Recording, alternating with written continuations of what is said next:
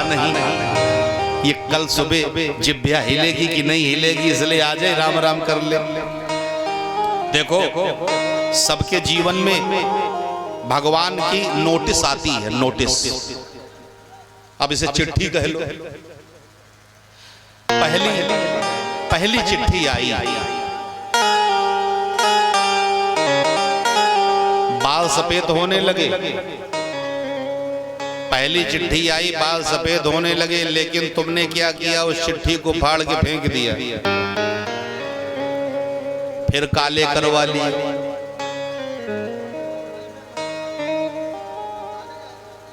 भगवान ने कहा तू बड़ा होशियार है, मैंने सोचा तू भगवान का ध्यान करेगा, हमारा ध्यान करेगा, लेकिन तूने फिर वैसे की वैसे करवा ली। कोई बात नहीं, दूसरी चिट्ठी, आंखों की रोशनी कमजोर हो गई तो तुमने क्या किया, चश्मा टेस्ट करवा लिया। भगवान ने कहा चलो कोई बात नहीं है। अब देखो भैया दांत गिरने लगे, तुमने दूसरे दांत लगवा लिए। भगवान ने कहा कोई बात नहीं। कान से सुनाई कम पड़ने लगा तो तुमने मशीन लगवा ली।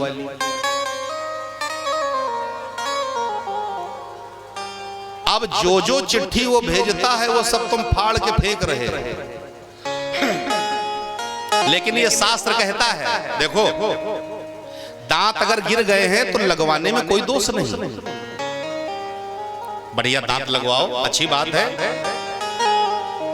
लेकिन दांत लगवाने के बाद में स्वाद के चक्कर में भगवान को न भूल जाओ, ये कहता है शास्त्र। आंखों की रोशनी कम हो गई, चश्मा बढ़िया टेस्ट करवाओ, खूब महंगा वाला लगाओ, बहुत अच्छी बात है, लेकिन इस संसार की चकाचौंध में भगवान को न भूल जाओ, इसलिए मना किया। कान में सुनाई नहीं दे रहा है, लेकिन सुनने का प्रबंध तुमने करा।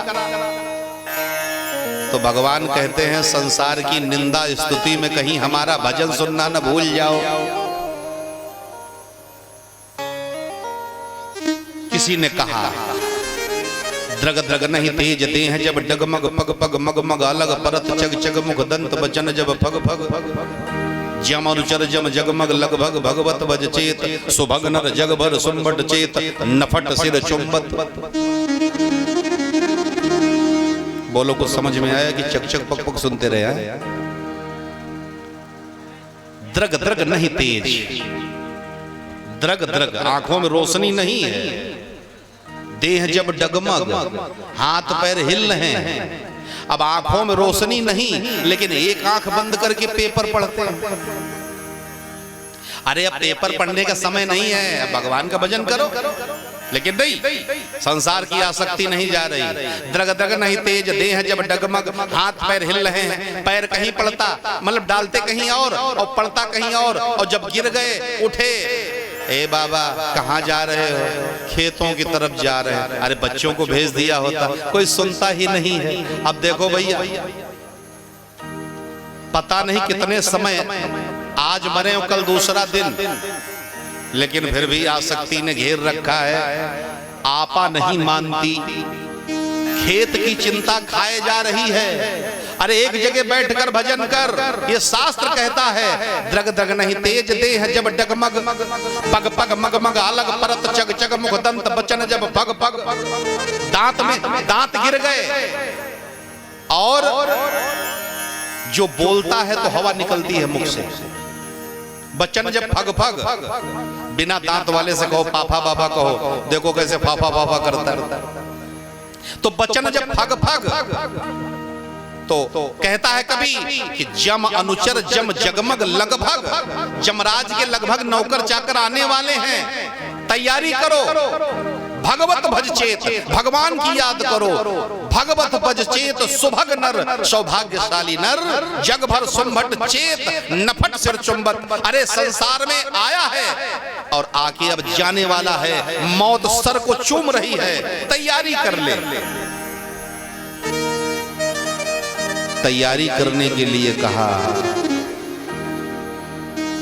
सांची मान सहेली एक दिन साजन लेने आवेगो, हाली हाल विदा की बिरिया को पकवान बनावेगो, को पकवान बनावेगो। और सुनो, अब की बहानों नाई चलेगो, जान पिया के साथ पड़ेगो।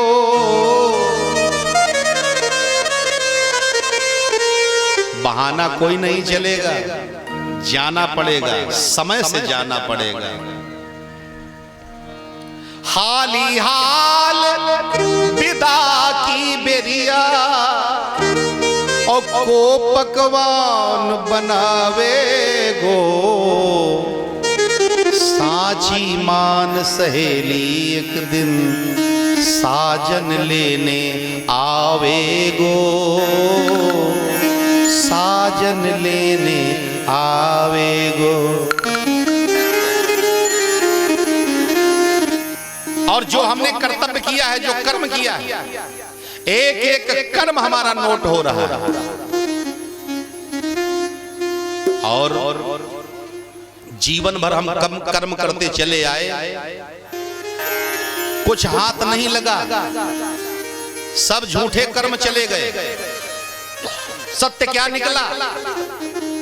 अंत में सत्य सिर्फ ब्रह्म निकला।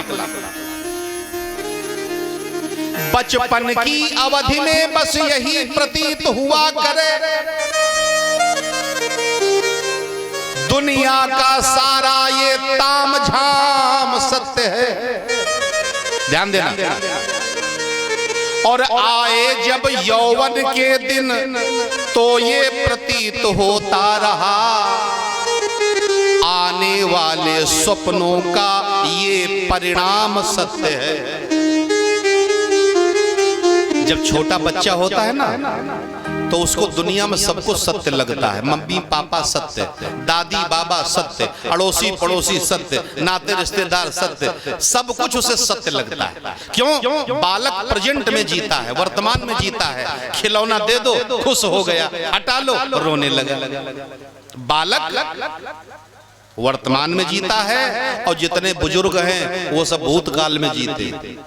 चार बूढ़े बैठे हों तो भविष्य की बात नहीं करेंगे और न वर्तमान की करेंगे, वो अपने जमाने की बात करेंगे जो बीता हुआ कल है। और क्या कहेंगे? अरे भैया बड़ी महंगाई आ गई, हमारे समय में तो 4 आने किलो घी मिलता था, हमारे समय में 2 पैसे की 1 किलो शक्कर मिल जाती थी, कितना ही महंगाई। और तरह तरह की बातें वो अपने जवानी की बताएंगे, अपने जमाने की बताएंगे। तो वो बुजुर्ग जो होता है वो भूतकाल में जीता है, बालक वर्तमान में जीता है, और जो युवा है वो भविष्य में जीता है। वो भविष्य की बात को याद करता है। पढ़ना लिखना, कंपटीशन और सर्विस, और ये अधिकारी बनूंगा, इतना धन इकट्ठा करूंगा, ये गाड़ी होगी, बंगला होगा, और सारी सपने सजाता है। तो कहता है संत, बचपन की अवधि में बस यही प्रतीत हुआ करे, और दुनिया का सारा ये ताम झाम सत्य है। आए जब यौवन के दिन तो मन में विचार उठा, आने वाले सपनों का ये परिणाम सत्य है। और जब उसके स्वप्न सत्य हुए, खूब धन इकट्ठा किया, खूब बैंकें भर डाली, खूब ऐश्वर्य कमाया, और उसके बाद बुढ़ापा जब आया जब बुढ़ापा तो सोच कर हंसने लगा, अब तक का उपलब्धि ये धराधाम सत्य है। जो मैंने ये इकट्ठा किया है तो थोड़ा बड़े वाले को दे देंगे, थोड़ा छोटे वाले को दे देंगे, थोड़ा मझले वाले को दे देंगे, और कुछ अपने लिए रख लेंगे, क्योंकि बुढ़ापे में हमारी सेवा करेंगे तभी तो जो सेवा करेगा उसे मिलेगा। अब ऐसी भावना बना रहा है। आया जब जब बुढ़ापा तो सोच कर हंसने लगा, अब तक का उपलब्धि ये धराधाम सत्य है। लेकिन अचानक ठेस लग गई और अंत में उठाया जब चार जनों ने मिल, तो पीछे से बोले भैया राम नाम सत्य है। तो पीछे से बोले भैया राम नाम सत्य है। बोलो सियावर रामचंद्र की हो।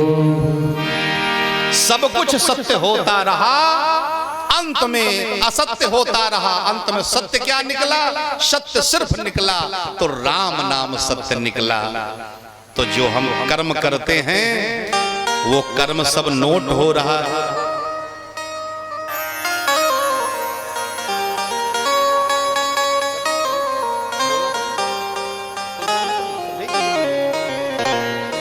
बोलिए सच्चिदानंद भगवान की जय हो। तो ये जीवन सारा हमें झूठ द्वंद्वों में चला जाता है और अंत में सत्य क्या है? वो सत्य राम नाम है और उस सत्य को हम कभी नहीं समझ पाते। गोकर्ण कहते हैं पिताजी देह स्थिर मांस रुधिरे धिमतिम त्यजत्वम जाया सुतादिषु सदा ममताम विमुंच पश्यानिसम जगदितम क्षणभंग निष्ठम वैराग्य राग रसिको भव भक्त निष्ठा। और ये जो दुनिया में हमारे जो भगवान की अदालत लगी है ना, इस अदालत में घूस नहीं चलती, बस इसकी यही खासियत है। जो काम होना है वो सब समय से होना है। इसलिए भैया तैयारी हमको बहुत जरूरी है। अगर तैयारी नहीं करेंगे तो हमें पछताना पड़ेगा। प्रभु का यही पार्लियामेंट, ध्यान देना, एक एक शब्द हमारे मतलब का है। प्रभु का यही पार्लियामेंट, प्रभु का पार्लियामेंट, प्रभु का यही पार्लियामेंट, प्रभु का यही पार्लियामेंट। साउंड सर्विस भैया, लाइट इसकी लाइट चली गई। भगवान की अदालत आ गई। जीवन के केसों का सुनना, जीवन के केसों का सुनना है उसका जजमेंट। प्रभु का यही पार्लियामेंट, प्रभु का यही पार्लियामेंट, प्रभु का यही पार्लियामेंट।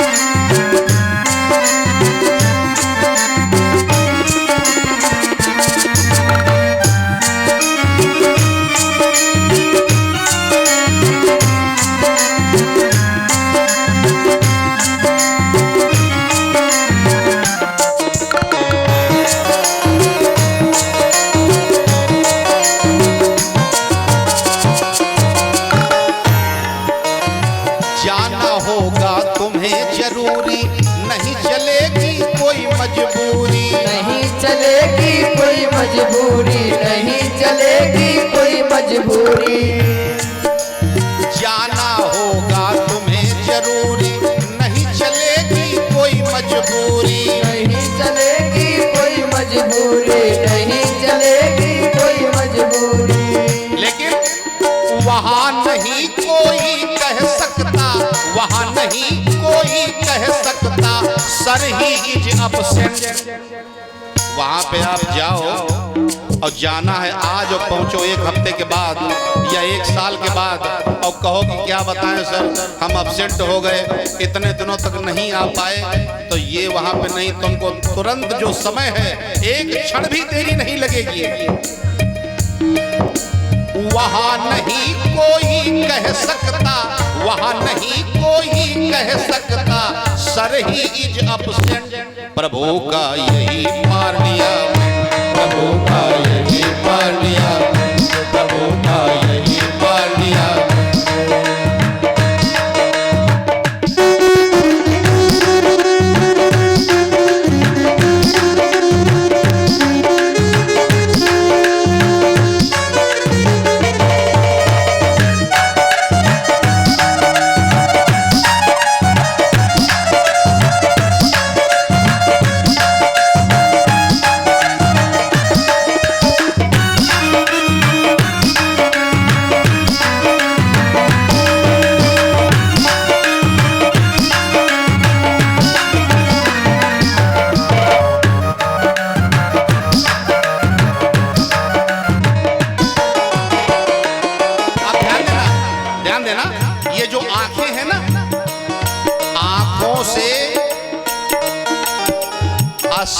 90% पाप आंखों से हो जाते हैं। और ये आंखें बड़ी विचित्र हैं भाई, गलती पहले करेंगी और जब कोई गड़बड़ होगी तो रोएंगी भी पहले। देखो, एक बगीचे में एक आम लगा, बड़ा अच्छा आम, पका हुआ आम लगा। आंखों ने देखा, आंखों ने उस आम को देखा, मन ने विचार किया कि तोड़ना चाहिए। पैर चल के गए, हाथों ने तोड़ा, मुख ने खाया, जीभ ने स्वाद लिया और पेट ने रख लिया। और तब तक उस बाग के मालिक को पता चला। वो लेके डंडा दौड़ा और उसने 2-4 डंडे पीठ पर जमाए, जबकि पीठ का इस कार्यक्रम से कोई लेना देना नहीं था। और जब 2-4 डंडे पीठ पर जम गए तो जहां से बात शुरू हुई थी वहीं पे आकर के खत्म हुई। इन आंखों ने देखा था और पीठ पर जब डंडे पड़े तो ये आंखें ही बड़ो आंसू बहा बहा करके रोने लगी। ये आंखें बड़ी नादान होती हैं, इन्हीं से आदमी पाप करता है और फिर यही पाप करने के बाद में बैठ के रोती हैं। इसलिए प्रयास करो कि ये जो तुम्हारी दृष्टि है ये कभी कुदृष्टि में न बदले। भगवान का ध्यान करते हुए इस संसार की जो प्रकृति को देखो तो कभी कहता है, अगर कुदृष्टि तुम देखोगे अपने नैना तुम फोड़ोगे, अपने नैना तुम फोड़ोगे, अपने नैना तुम फोड़ोगे। अगर कुदृष्टि तुम देखोगे अपने नैना तुम फोड़ोगे, अपने नैना तुम फोड़ोगे, अपने नैना तुम फोड़ोगे। और कोई डॉक्टर दे न सकेगा, कोई डॉक्टर दे न सकेगा आईन में चश्मा। ये आंखें अगर गड़बड़ हो गई तो डॉक्टर तुम्हें चश्मा टेस्ट कर सकता है, लेकिन चरित्र रूपी अगर आंखें बिगड़ गई तो संसार में किसी डॉक्टर की क्षमता नहीं जो चश्मा बना दे। क्यों? किसी ने कहा है कि गिरते गिर पर जे गिरे मरे एक ही बार, और जो चरित्र गिरते गिरे वो बिगड़े जन्म हजार। कोई डॉक्टर दे न सकेगा, कोई डॉक्टर दे न सकेगा आईन में प्रभु का यही पार्लियामेंट, प्रभु का यही पार्लियामेंट, प्रभु का यही पार्लियामेंट,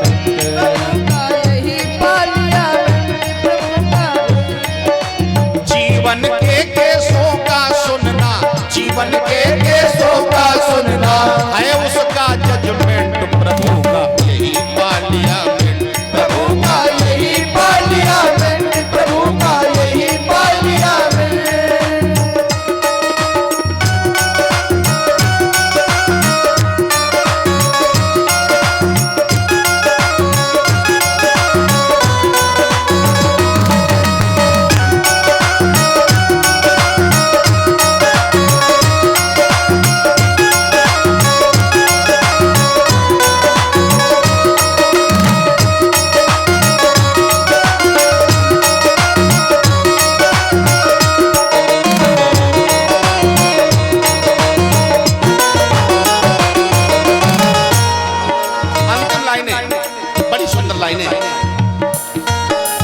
बड़े भाग पाई नर देही, इससे बन जाओ राम सनेही, इससे बन जाओ राम सनेही, इससे बन जाओ राम सनेही।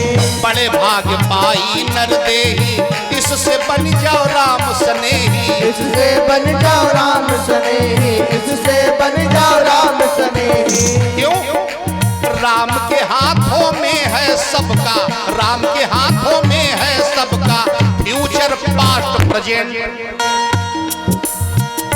भूत वर्तमान भविष्य सब भगवान के हाथों में है तुम्हारा।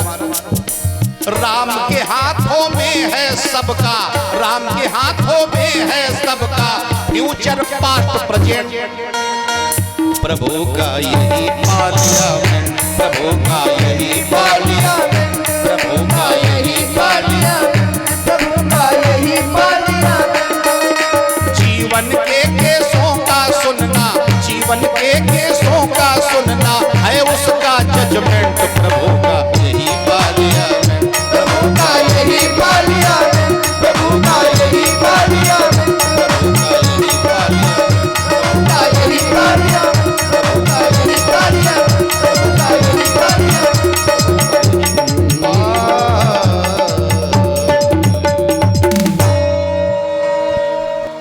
प्रभु का यही पार्लियामेंट। यहाँ पर आप बच करके नहीं जा सकते। हमारे अतिथि महोदय जी विराजमान हैं, उनके द्वारा पूज्य महाराज श्री जी का माल्यार्पण होना है। इसमें नाम थोड़ा सा ऐसा लिखा है कि हम पढ़ने में असमर्थ हैं, एक नाम हम पढ़ पा रहे हैं। हमारे भाई आदरणीय श्री आशीष चतुर्वेदी जी जो कि इसी गांव के निवासी हैं, उनके द्वारा। और ये बोलिए भागवत भगवान की, श्री वृंदावन बिहारी लाल की जय हो।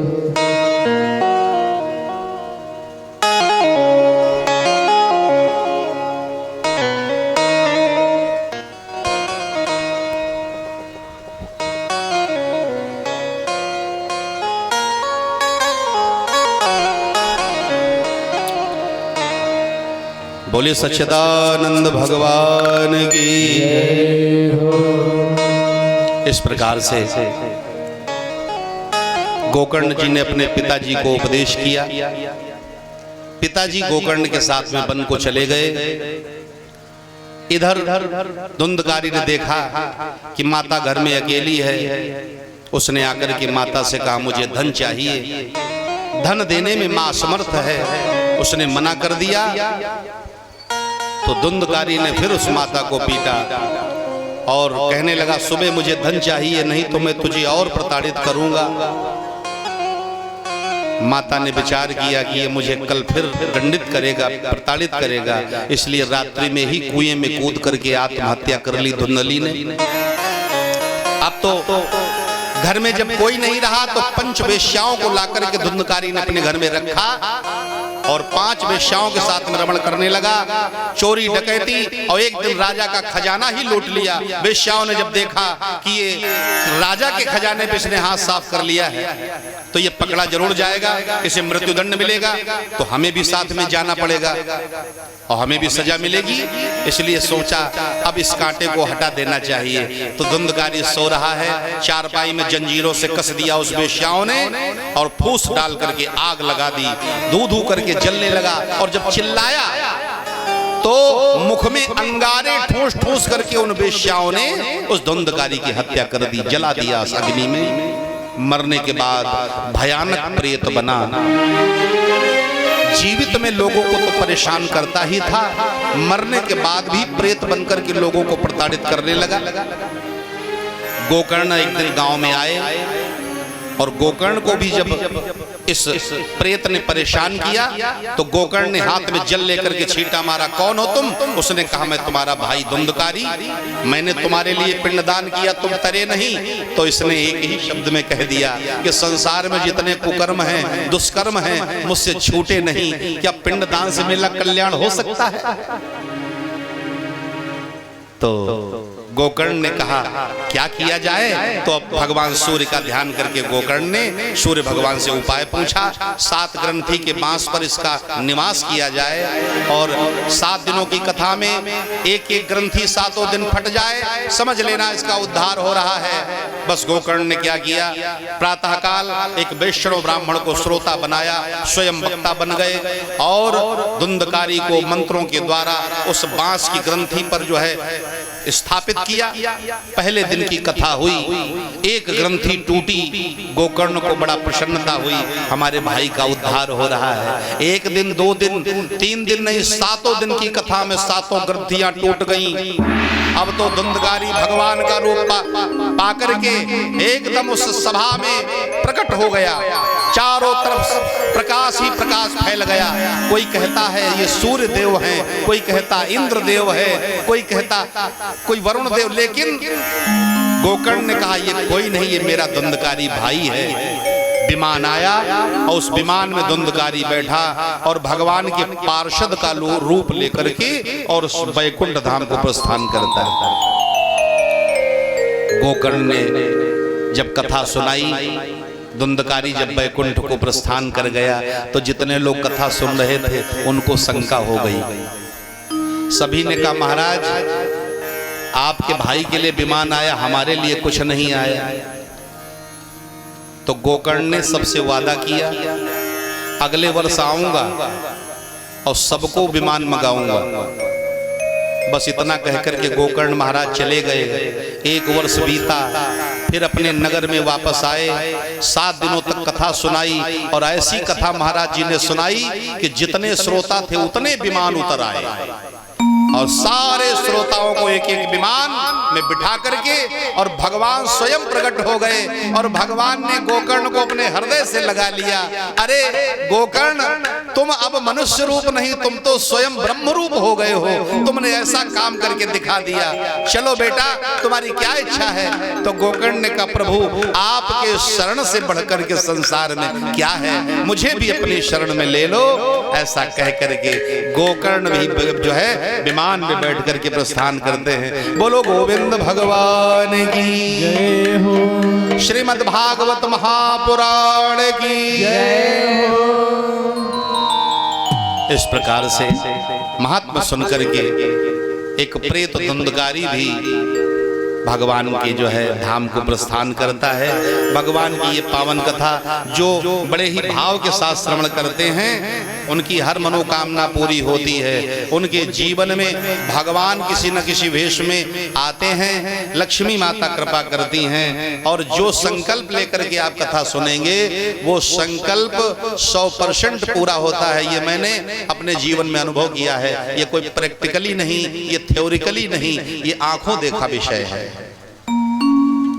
तो जो भगवान की कथा को विश्वास और श्रद्धा के साथ में श्रवण करता है उसके जीवन में जरूर भगवान का कोई न कोई चमत्कार होता है। बोलो गोविंद भगवान की जय हो। आइए समयानुसार कल जो है आप लोगों को बताया गया था कि कथा 3 से 7 होगी, लेकिन ऐसा नहीं है। कथा 2 बजे से 6 बजे तक होगी।